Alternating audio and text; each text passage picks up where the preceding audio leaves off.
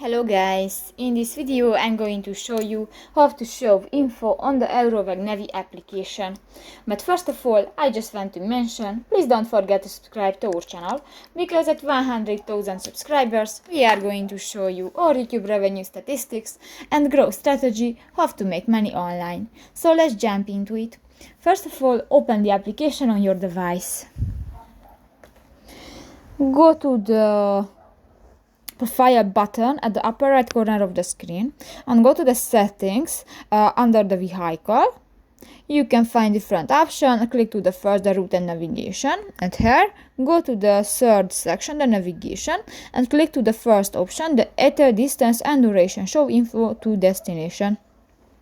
And you can select two options, the show info to destination and the show info to next waypoint, and just click that, for example the second, and just click that.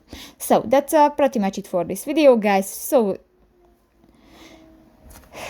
see you in the next one. Bye bye.